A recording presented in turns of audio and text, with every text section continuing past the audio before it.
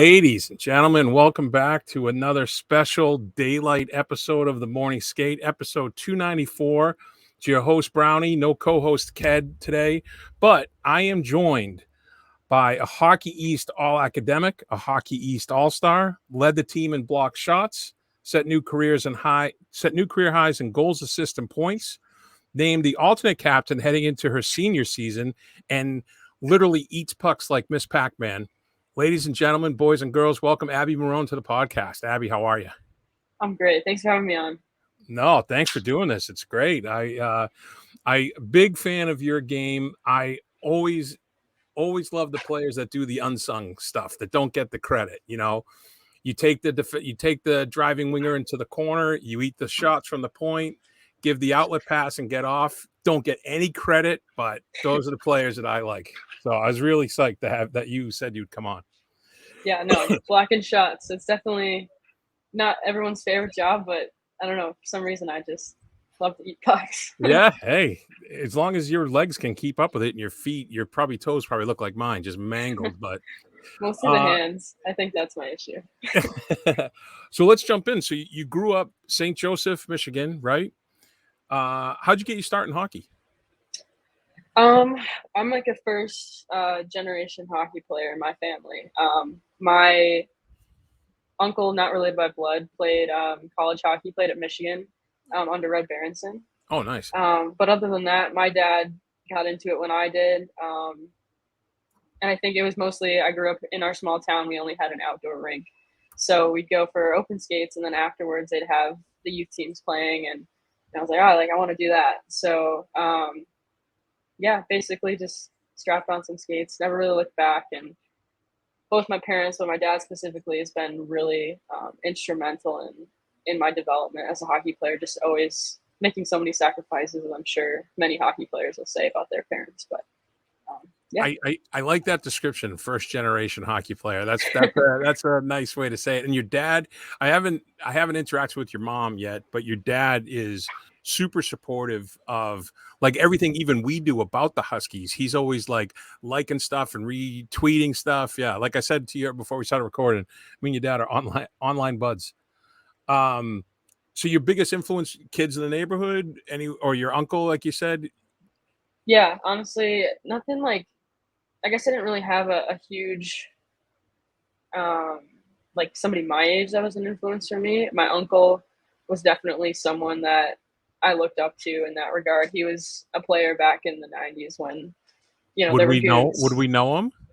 Ted Kramer. I don't think so. He was drafted to LA, but he was cool. He was kind of more like a grinder, but like very skilled as well. But my dad said his first memory of watching him play hockey was puck goes to the other end. There's like a defenseman like kind of coming up the play, and he jumps off the boards, beeline straight to the guy. Puck's not even near, and just drills him into the wall.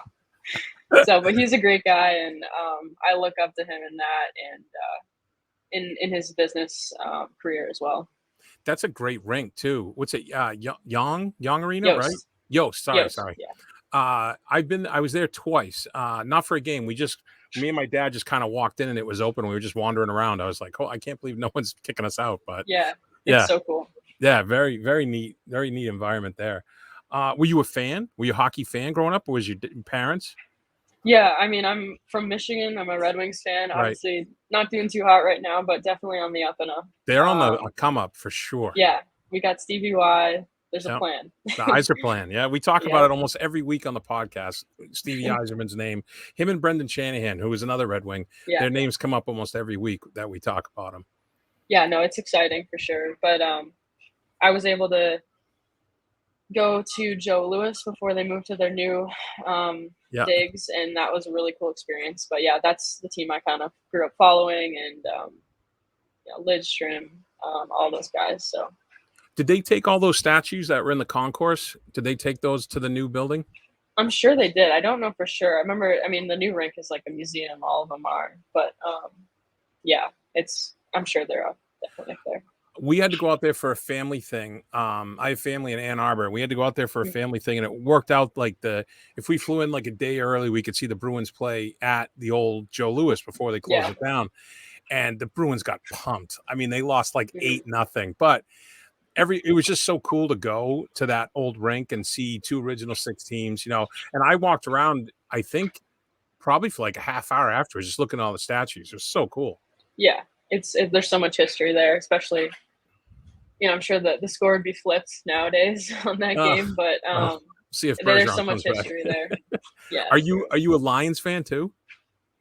I've never really been big into football. Okay. Lions, Tigers, not really, no. But hockey, and that's kind of it's fast paced, and I think Yeah. basketball and football and baseball were kind of slow for me. But Yeah. yeah, I just didn't know. I'm always curious, people like that are Detroit area, like what's your Thanksgiving like if you're a Lions fan? Because they play every Thanksgiving, and it just got a torpedo, like just sitting around the house. You can't, you know what I mean? There's so many families that spend their whole day over at the game. I just am always curious about that. yeah, no, I mean we're on the opposite side of Michigan, so we're not really. I don't know. My dad always watched football when I was growing up, but I never really got into it. We're just kind of hockey. We watch Yeah. hockey. Stick with it. Stick with it. Did you play any other sports growing up when you were a kid? Yeah, I I've did. been told by your teammates you're very outdoorsy was one of the word that was used quite a bit. Yeah, no, I played about everything that was offered in our small town, which was trying to think soccer, softball didn't last very long, golf, tennis, basketball, uh, sailing. No, There's a bunch, but golf no and hockey were lacrosse? my No last two. lacrosse? I figured you'd We be a didn't have lacrosse. Oh, lacrosse. all right. Yeah. So, That's but fast yeah, paced. That's what golf I and figured. hockey were my last two. So that was Very good. Very good. And then you went to Culver Academy, 3-time letter winner. Excuse me, the 2019 Defensive Player of the Year, 2020 Academic All State, 3-time selection to the USA Hockey Development Camp. How'd you end up getting over to Culver? How'd that journey progress? yeah. Like I said, growing up in a small town, like my team was House B boys hockey. Yep. When I was about to hit Bantam, when they would check, my dad was like, maybe we should look at girls hockey, and I was excited to play high school hockey back at home and have that chance. But I think for my development, that was something that was really important, and I hadn't really thought about hockey as something like that prior to that. I was just really having fun.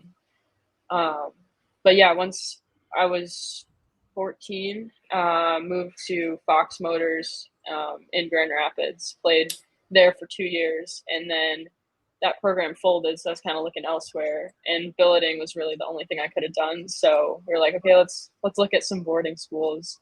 And Culver just made the most sense. It's about an hour and a half south of my home, and it just made it really easy for my parents to come and see me, but also just a great, well-rounded educational, social, athletic experience. So I loved my time there. Big change going from a small town to Culver, I would imagine, in terms of the student body, the demands, the attendance of the games, all kinds of stuff, the competition. Yeah, I mean Culver's in the middle of nowhere in Indiana, which is kind of fun. It's on Lake Maxinkuckee, which is probably one of the only lakes in Indiana. But yeah, it's a great spot, and it was definitely cool to be able to have like more of a social life. I think having my friends, going to classes, living with them in the dorms, and then playing with them on the weekends, like just so much fun. The USA Development Camp, your experience there, excuse me, at what point through that progress did you think you could play at the collegiate level? At what point did that click in your head? Um, I would say once I made the transition to girls hockey, it kind of came on my radar. I started doing more camps where I remember a few people came to speak from the U.S. team. I went to a camp where Kendall Coyne was a feature there, and obviously her history at Northeastern as Right. well. And we're friends now. So I think Megan Bozek, some of those other players where they were talking about the recruiting process, and it just kind of, I was like, I didn't know this was a possibility. I didn't really have that in my mind. So I would say that was probably about 14, 15. So maybe, I think that's about the most time that most people realize, but yeah. Oh, that's good. So Coach Carp, excuse me, made me promise to mention, because your parents will probably hear this, that you were the most polite recruit that he ever dealt with in Oh my his God. all his time, and he wanted you to make sure that I brought that up. You were very yes sir, no sir, yes ma'am, no ma'am. So good on your parents. Um, so he gave me the like overview of your I don't know, the way you got to Northeastern. Do you want to elaborate on that? Yeah, it was definitely not a straight path, and I think that's something that I heard before recruiting. Yeah, I guess I was originally committed to another university to play, and that was for me at that time. That was a great fit, and but that's what I had there. And really late in the process, Northeastern reached out, and once I came to Boston and saw everything, I was just, this is the place. Yeah. So I think that was the spring of my junior year, which for people in my class, obviously recruiting rules have changed since then. But that was like an extremely late commitment. I had people in my year who had committed when they were in eighth grade, ninth grade. So I think now it's a little bit better, in my opinion, for recruits. But even if you are like pretty late, I was talking with a player on the ice today, and she isn't committed yet, but I was like, it's never too late, Right. even though it may feel like it. I used to tell my players all the time, I'd be like, if you're good enough, they'll find you. Don't worry.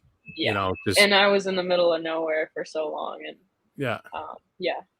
No, that's great. That's great. So I'm assuming Boston was a big adjustment from Indiana. Did you know Yes. anyone on the team from the USA development? Was there anyone else? Like from once I got to Northeastern. Yeah, yeah. Yeah, so actually, Annie Fitzgerald, who was here freshman sophomore year, she and I were basically rivals at Culver. She was at Gilmore, and so we played against each other, and they'd always line match us. So I knew her, but at that time, we didn't really ever have conversations. We were just Right. like, we didn't like each Yeah. other on the ice. So I was like, oh, how's this gonna go? And it was awesome though. She's good people, and yeah. So other than that, I'd heard of Katie Yep. Knoll, and obviously Alina and Chloe. Right. And once you are Yeah. committed to a school, you kind of start to acquaint yourself. But Tessa Ward, she graduated Yep. last year. She's a Michigan native as well, so Oh, we okay. kind of bonded over that, and she's awesome. So I used to other love than that, watching her no. play. I never got Oh to my talk to gosh. her. I think in my write-ups I called her the little Mordo of hate, I think is what I called her. Something like that. Man, she was always yapping on the ice. I like the way she She, plays a lot. yeah, I call her a one man wrecking crew. Like Yeah. but it was like efficient and it was Oh yeah. smart. Like it wasn't everywhere. It was No. smart. Yeah, yeah. Surgical, you could say. Yeah. Yeah, that's a Uh good one. your first goal against Merrimack, game-winning goal, not a big deal. Nice there. Thank you. Uh, I did notice that when I was looking at your stats, all your penalty minutes were, and you don't have to comment on this. I'll say this so you don't get in any trouble, but all your penalty minutes were against UNH, Holy Cross, and Providence. Three teams that kind of deserve it, I would say. But based on the way they play, I appreciate that. I was like, oh wait, there's something familiar with all three of these teams. So that was pretty I good. didn't know that. I did not know that. Yeah, that was from last year. And I got to go to a practice last year, and I say this to all the players that come on. The enthusiasm that you guys show for like in drills when someone scores, or like if someone like breaks up a 2-on-1, everybody's hooting and hollering. I just haven't seen that in a lot of teams, and I think that's a special uniqueness that you guys have.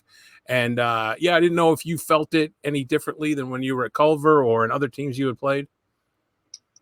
Yeah, I would say for sure. I think it's a testament to our culture. Something that Coach Flint, Coach Carp, Coach Byrne have all really laid the groundwork for, and especially the seniors when I came in my freshman year, which was Aaron Frankel, Brooke Hobson, all those people. Yep. That really set the tone. I think they were there when Northeastern wasn't good, and they rose to the top. And I think we always just want to instill that hard work and team, like like we're here to support each other. And I think when, someone makes a sweet goal or something like that, we celebrate it. Like it's a good feeling to have other teammates celebrate you. And so I just want to bring that same joy to everybody else too. And I think the rest of the team does. So I would say I definitely, that's something I think is unique. But yeah, it just helps people want to continue to work hard for each other. It's just the whole vibe of the team just cracks me up. Like even at games, like you guys, like Brazis is like looking at herself on the jumbotron and waving, and Fontaine last year a couple times was dancing on the bench. I mean, we're in the middle of like a Hockey East like nail biter, you know what I mean? And they're just cool. Yeah, I just think it's great. Yeah. Do you have any like Taze told me about how she like does her hands on the ice? Do you have any kind of those superstitions or any of the pregame stuff? I would say I'm a very routine-oriented person. You wouldn't really have trouble finding me at any given time in the pregame, even on the ice. It's pretty strict, but it's not like superstitious, I would say. It's just like routine. If I don't do something, it's not gonna like ruin my torpedo game. your game, right? Yeah, but I think for when people put on gear, like, I mean, I always put my left on before my right, like stuff like that. But it's nothing crazy. It's definitely making sure my body's prepared, my mind's prepared, and I'm trying to think of anything specific. Yeah, I don't know. I think it's just mostly routine in there. I don't know if you were part of the juggling crew or anything like that. I am. Are you? Are you part of the jugglers? With the helmet? Yeah. Oh, okay. Yeah. Oh wait, no, not the juggling crew. No. What were you talking? So before we like basically skate around before everyone gets off the ice, there's 4 of us. Last year it was me, Molly Griffin, Taze Thompson, and Mia Brown. Before that, Mia was kind of the vet of that group, but we all kind of get near like the ref, or maybe it's the other team's bench, but just before on our blue line, and get in kind of like a circle and get on like a 1 knee, and then one person puts the puck on their stick, and then they flip it up, and then we all put our heads in the middle, and then you got to try to hit I have seen you guys do that. Yeah, so that's fun. There's nothing to it, but it's just kind of gets it's a nice thing to do. Yeah. Any significance to the number 19? Is that a Stevie Y thing? A little bit, yeah, but my uncle is number 19. Oh yeah. Oh, all right, nice. Yeah, so that's kind of the origin of it, and it helps that Steve Eisenman is number 19 as well. So you can let your uncle continue to believe that it's for him. No, that's good. Yeah. So I'm not going to tell you who said what, but some of the stuff from your teammates, they talked about how good a person you are, and empathetic was one of the words that was used to describe you quite a bit. This one teammate said you check in on every person every day on the squad, and Coach Carp, I can say it was him. He called you the team mom, and he was very careful to emphasize team, not teen. And I was like, I got you, buddy. Don't worry. But yeah, so that's a role that you feel comfortable with, the team mom, kind of checking in on everybody, making sure everybody's doing all right. The vibes are good. Yeah, no, for sure. The team is my family, our family, and I think when one person's down, it's our job to bring them up and support them. Sometimes all you can do is just be there, but everyone's gonna have their days. I have my days, and I just want all of us to feel like no one's on an island. We're all supporting each other. But yeah, that's something that everyone else makes it easy though. Like we have such a great group of people, and I'm just grateful to be on this team. So I was told to ask you about a book, a notebook with her before and after games, and I asked ahead of time if it was all right, before I get yelled at by anybody, if you want to share what the book's about, the notebook. Yeah. Basically my sophomore year, I spent some time, the second half of the year, I didn't play a whole lot.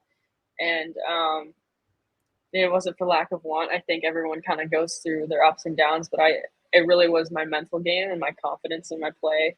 And this isn't really something I talk about too much, but I think it's important because there's a cliche that, you know, the mental game is like a huge part of every Yep. sport. But, you know, we spend a lot of time focusing on physical like training, which is important as well. You can't skate across the ice without having the conditioning for it. But so yeah, between that last this past summer, I really spent a lot of time with a mental skills coach on those things, and the notebook is just something for me that, you know, without going into detail on what's in it, just kind of helping me find my mental cues and the things I want to focus on, and reflecting on what happened after, so that you can kind of like move forward with that kind of increased information. Oh, that's Um, awesome. When it's but fresh in yeah, your head, you put it in and it grounds you and gets you to focus. Yeah, that's awesome. yeah, and it's definitely not you know, I do it every day, but Mhm. it's something that I think has served something for me where my mental game I can stay focused, and visualization is a big part of that as well. Um, but yeah, I would recommend that to everyone No, in that's any awesome. sport. So Absolutely. That's great. yeah. And then on a little bit of a lighter side, I was told to ask you about sauna time. I know who asked you that one. Yeah, so Taze Thompson and I, so following the Frozen Four, we like basically every day went into the sauna and just spent like 20-30 minutes just chatting it up, which is kind of like a cool bonding time for us. Yeah. And Lily Ovitich joined us as well. Um, but yeah, we would have sauna time. We'd call them sauna talks, Yeah. sauna chats, That could be your and podcast. There you go. there you go. Yeah, but I'm a big fan of um, Andrew Huberman. I don't know if you've heard of him, but he's a Stanford neuroscientist and Oh, ophthalmologist, right. Okay. Yep. and he's got a huge podcast where he goes over a lot of um, biohacks, if you will, or just small things. And one of those is sauna and impacts of sauna and just the decreased risk of, you know, heart disease and things like that. So that was a scientific incentive, but also just to hang out with Days. No, that's great. And since the cat's out of the bag, she also called you the most humble, hardworking, genuine person and teammate that she has. So that's pretty high praise from the That is Taser. very high praise. Yeah. Taser. Yeah. I mean, I would say the same thing for her. She's just like a beam of light, and has the best smile, and she's always working hard. Like, I don't think I've ever seen her not work hard before. So, yeah, regardless of what's going on, she comes to the rink the same every day. And that's something that's really cool as a leader. It's just consistency for the people around you. Um, but yeah, she's Taser with a laser. That's the She's nickname. very stoked that you're one of the captains this year. I will say that. It was a great honor. Yeah. I was also told to ask you about a day with your younger sister. Yeah. So my younger sister is 8, about to be 9. So there's a 12-year age gap in between us, and my older sister is 23, I believe. If I get that wrong, she's gonna get on me. Um, Well, she either was 23 or she will be 23, so you're covered. well, her birthday's soon. So, but yeah, so she's just been a huge, again, light in my life, Mhm. and I don't get to spend as much time with her being out here in Boston for essentially the whole year. But when they come out here, it's special, and she's got a northeastern jersey, and she tries to make Yeah. the jumbotron every time. So My daughter's 7. It's the same thing. yeah, Same thing no, at the games. it's the best, and Yeah. yeah, I think a day with her. I was home recently, and it's really just goofing around. We had a little tea party, and just little things like that where I just want to spend as much time as I can with her because she's growing so quickly. Yeah. I bet she's gonna be taller than me. I'm a little worried about it, but I still have my mom beat. So Does she skate? Is she playing hockey or is she trying to emulate you at all? she doesn't play hockey, but I think her work ethic and things like that, she's got, you know, the desire. She recently said she might want to play college soccer, and I'm in full support of that. So I think I would love for her to play hockey. She does skate, and she's a great skater. But I want her to have fun in whatever Yeah, she right. does. So I'm not gonna push it on her. No. I was just curious. I just Yeah, always no, curious about the younger siblings. yeah, So, like I said, he described you as the team mom. His other words for you were persistent and diligent, very much attention to detail. And he told me that you're a big fisherman in the off season. sometimes, yeah. My dad's really more the big fisherman, but Yeah. excuse me, when I can, I like to go out with him and even fly fish a bit. It's just very peaceful. So, Nice. Very good. Very um, good. but yeah, Well, if you are fishing, the one of the things that's always good is there's this underlayer system called heated core. Here comes the live ad mm, read. So there we heated go. core is a base layer that heats up, holds heat for 6 hours. It's got a carbon fiber element. It'll charge your phone, and it's thin, lightweight, so you feel the heat almost immediately. It's heatedcore.com. Use promo code morningskate15. That's morningskate15 at heatedcore.com. And as Ken always says, heated core. I don't know why he says it like that, but he always does. So you're doing the Pan Mass Challenge. And for those that don't understand, the Pan Mass Challenge is a bike ride to raise charity money, which is one of the few charities that everything raised goes to the charity. One of the only ones on the in the whole charity landscape that doesn't have administration fees and everything. The website, you can see it on the scroll there. It's pmc.org. There's a big red donate button. And then you type in Abby's last name, Marohn, and give Abby all your money. Have you done a ride this far, or tell everybody how far the ride is? Yeah. So, like you said, it's a bike-a-thon. There's a lot of different distances that you can choose just based on your experience. I am only able to do a 1 day ride this time. It'll be a total of about 80 miles from the Bourne Bridge to the tip of the Cape. Um, and I'm actually riding with, I just finished an internship at a company called TA Associates. They're a private equity firm in kind of the Back Bay area. And they've got a team together. Their founding partner unfortunately passed away from cancer a couple years back, and they do it in honor of him. So they've got Oh, a that's big great. team.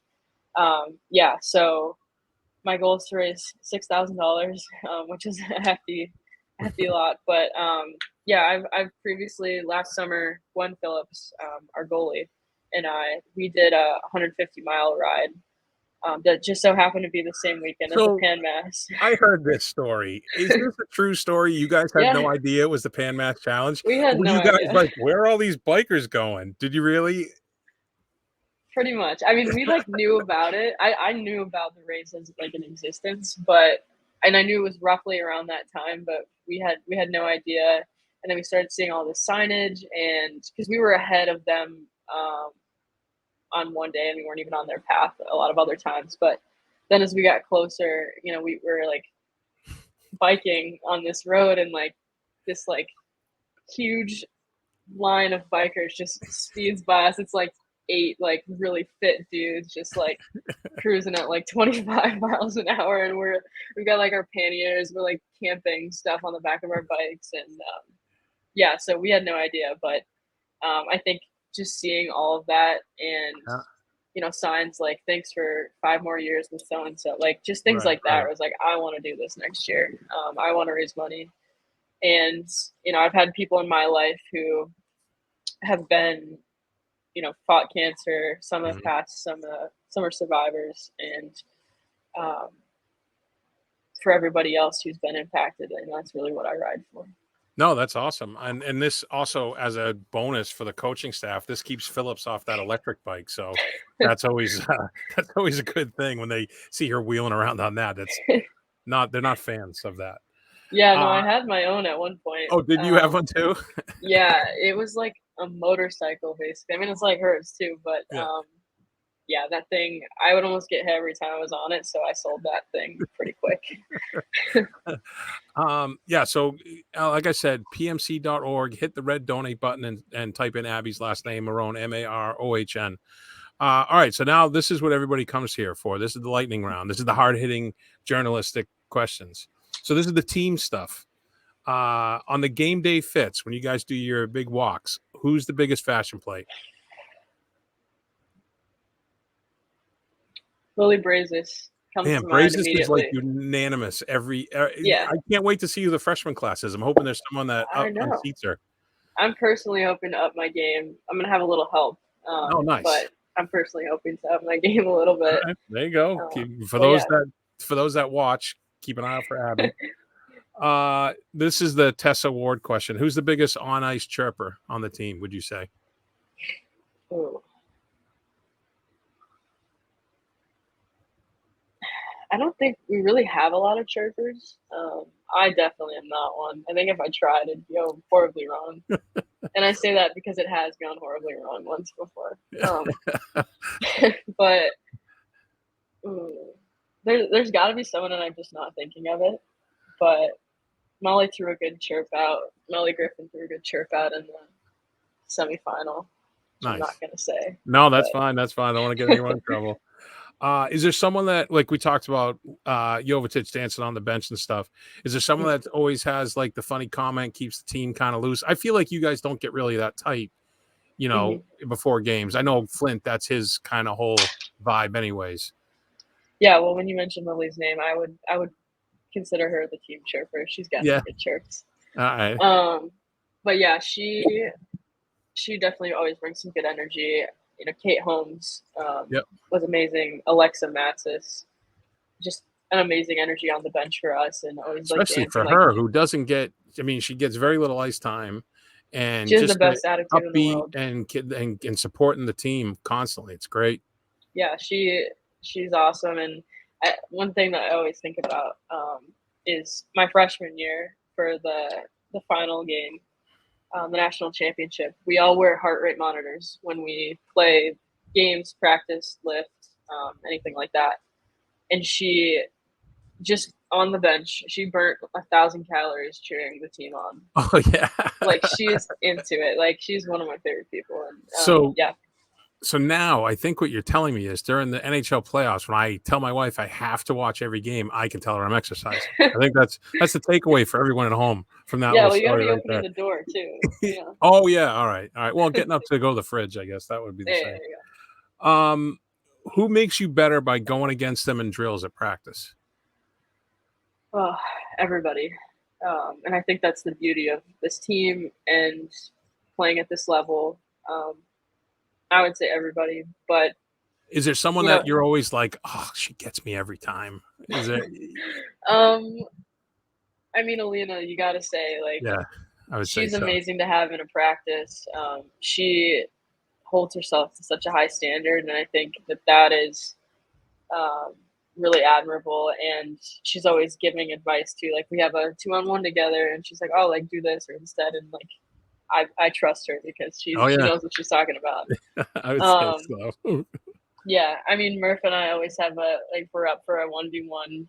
We'll give each other a look, and we actually this morning we were playing a couple mini games, and we were paired up for a couple of them, and it's just cool to have such high caliber players always around. So that's a really hard question to answer, but no, that's fair. You never go wrong with those two.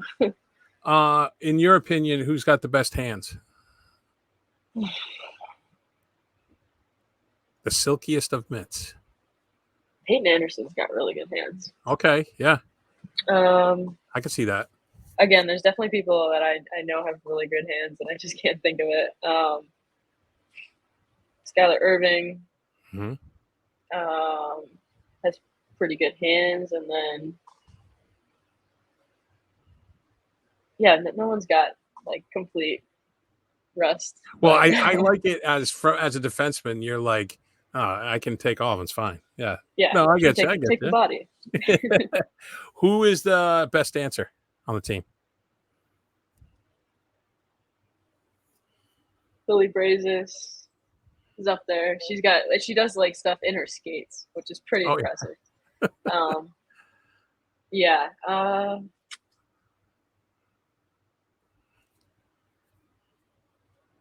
She's definitely up there. I'm trying to think around the locker room. She's usually got a dance battle going on with somebody else. So post game. No, that's great. That's great. One person on the team that you need, no matter the time, place, location, middle of the night, you're stuck over in Cambridge without any cab money or Uber, you lost your phone. Who are you going to call? Well, I guess if you lost your phone, you aren't calling anybody, but you know what I'm saying. This is gonna be a list. Oh yeah, that's good. You. That speaks to the team, though, right? I mean, honestly, any of them. Yeah. I think what comes to mind, anybody in my class, Molly Griffin and Lily Jovovich. And then Maureen Murphy, Gwen, immediately come to mind. But I would say anyone, Megan Carter, Katie Knoll, the people I've been around with a lot, definitely. Yep. Having lots of time. Yeah, any of them. No, that's great. That's probably the best answer. All right, this is always the hard-hitting question, this one. There's a loose puck in the corner. You and Coach Carp are going in for the puck. Who's coming out with the puck? Oh, me. Yeah, perfect. 100% no. That's awesome. So I ask everybody like a variation of that question. When I asked Frankel, I was like, so Carp tells me that he can't shoot on you anymore because it takes away your confidence. Like totally kidding. And she was like, oh, did he say that? Did he? And I was like, I think I might have got him in trouble. All right. So here's the lightning round. These are just for you. All right. Off the top of your head, favorite cartoon character? Goofy. Okay. You go laces and tongues, in or out? In. Who would play you in a movie about your life? I haven't thought about this one. Well, that's the point. You're not supposed to. Well, it's not lightning then. No, lightning. If I don't know it. All right, fair, I guess.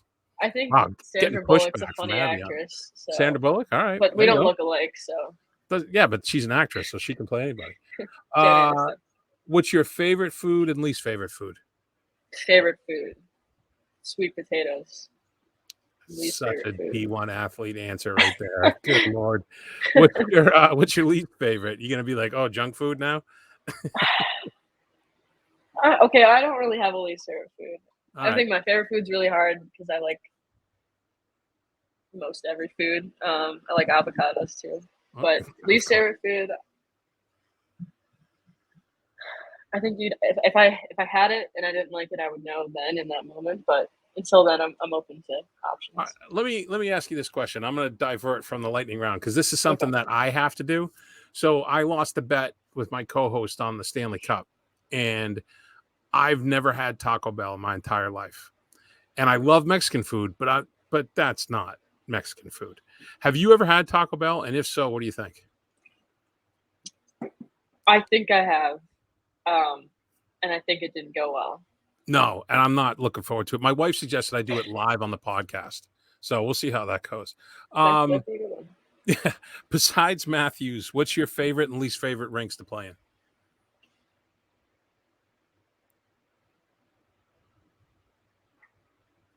Least favorite is probably Merrimack. Just because it feels claustrophobic, doesn't it? I think they crank the heat in the locker room. Oh, really? They might. Maybe not on purpose, but it feels like it. I like to think it's on purpose if they do. That's funnier. But it also, does it feel claustrophobic to you, the low roof? Their band's also like really good in terms of supporting them. Like our band is obviously the best, but they do a good job making it loud in there. But yeah, probably least favorite. Favorite is tough. Thinking around the league. I think UNH is cool. Oh, yeah. They recently restructured the rink so that it's regulation size. Finally. But one thing I don't like is when they throw that fish out there, so we have to score first every time. And for those that don't know, the Frozen Four, women's Frozen Four, is at UNH this year, so I'm very excited about that. Yeah. What's your go-to pizza topping? Has anyone said pineapple in this place? No, the best answer is... I think that's something with Carp and Eric, our equipment manager. They have like some kind of beef with, because Eric's Italian. So wait. So there's no pineapple on pizza for him. And Carp likes pineapple on pizza? I think so. Wow, I'm Ask looking him at about Carp in that a next whole time. new light now. I just talked to him last night. Now I'm not. I'm questioning everything about our relationship. I'm gonna No, start it's fine. something. Well, it was funny. Katie came on here and just trashed Boston pizza, which I thought was hilarious. I thought that was pretty funny. And the Yeah, I mean, Michigan pizza is Detroit pizza is very different. yeah, and then we got Chicago pizza. Like I'm right in between Detroit and Chicago, so deep dish. What are your thoughts on deep dish? I like deep dish. I mean, I don't know if I could have it all the time, but I really like the Detroit pizza. Was it the sauce on top, right? Yeah, Yeah, and the square ones. I like those. that's Those are really good. yeah. Usually that's Chicago there, but yeah, no, I like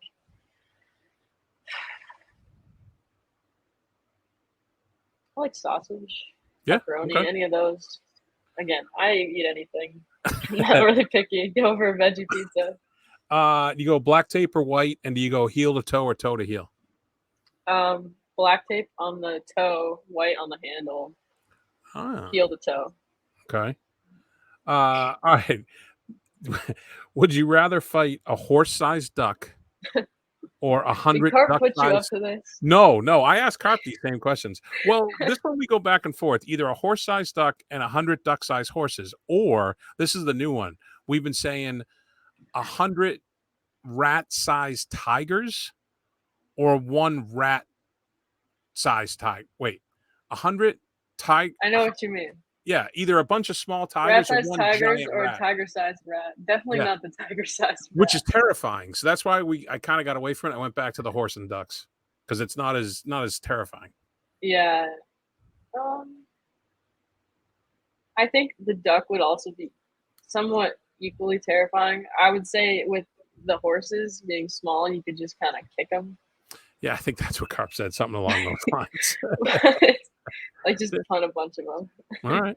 If you could live anywhere in the world, where would you choose? If cost is out of it, everything you wanted was there, your family, everything. I love Boston. Yeah. In the U.S., probably Boston.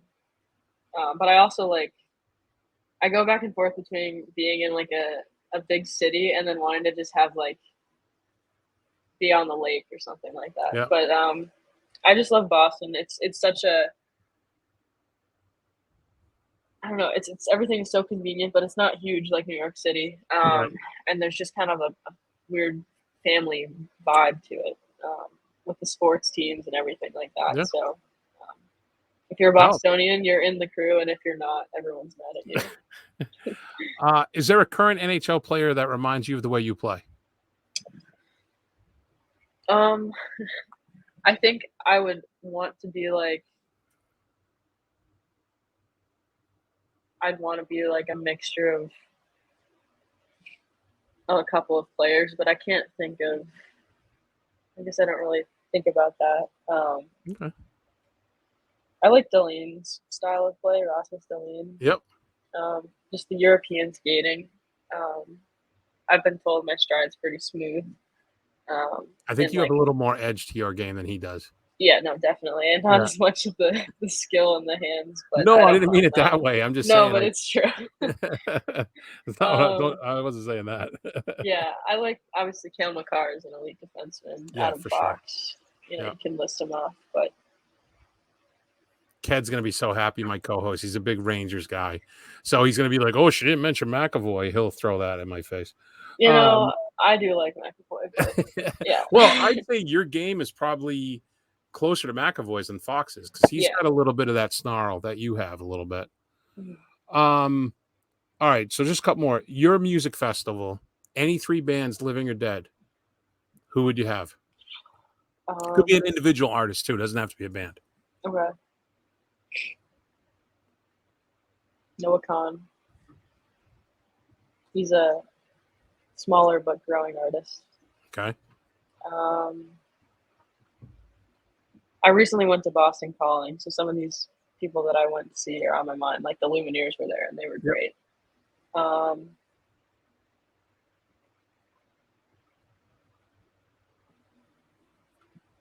Something tells me I have to see Taylor Swift in concert.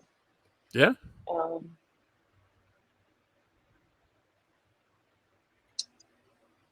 I don't know. This is hard. I don't know my music cue right off the bat. No, that's fine. You named Um, 3 anyways. You can go with those 3. You can use the Lumineers as your that's other true. one. You We'll know, go with that. Chloe had the I'm best going answer. to. She said 2 of them, and then she was like, "And me, I'd be there playing." And I was like, "That might be the She most does know how to play healthiest the guitar. answer." I know it was great. It was a great I answer. do dabble with the ukulele. Really? I'm not very. I'm all right. I play songs off of like a chord reader, so it's not really playing songs. No, that's how you. That's the first step, right? Yeah. Well, this goes right into the next question. What is a skill you don't possess that you would love to have? You don't have to say ukulele. You can say anything. I'd like to speak another language. Oh yeah. I think it just provides like another perspective on life. Like sometimes languages don't have words or phrases that like Hmm. equate in the other language. So I think that'd be really interesting. Probably French would be my language of choice. If I could just osmosis a language, that would probably be like Chinese or Japanese, just because it seems so hard to learn. Have you Or tried any of Arabic. those apps like the Duolingo or anything like that for French? Yeah, during COVID, I got really into French and um, listening to a lot of French music, and then I got busy again and I Yeah. lost No, I most of know. it. But I know. we had a Uh, friend who would speak French to us growing up, so when we oh, were nice. younger. So yeah, All right, last one. Most famous person in your phone. You don't have to call them, just or them, whoever it is. Nick Carpenito. I'm just Ah, kidding. oh my god. Oh my um, god. I don't You gotta know. cut that part. He'll be. Oh You my can you can you can cut that one. Actually, you definitely should cut that one out because then he's not gonna let me live it god. down. Probably I don't know. Alina and Chloe and Murph and Yeah, Aaron. you got the whole 600-point line right there in your phone. Yeah, That's actually, pretty I big. think I might have Kendall's number in here.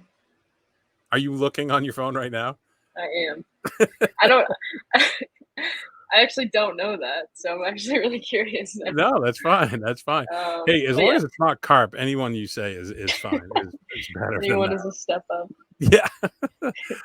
Well, hey, that's all I had. Do you have any questions for me? No, I'm just I kidding. don't. So listen, like I said, pmc.org, hit the big red donate button. You can't miss it. Type in Abby's last name, Marohn. Support her in her ride. I'm sure everyone's been affected by cancer that's listening to this. Please give what you can, support her, and then get down to Matthews. Like I say all the time, pound for pound, the best hockey value in the city of Boston. No denying it. So, Abby, thank you so much for doing this, putting up with all these ridiculous questions at the end. And yeah, we'll see you at Matthews. Thank you, Brownie. All right, hold on. Here's where I screw everything up. And I wish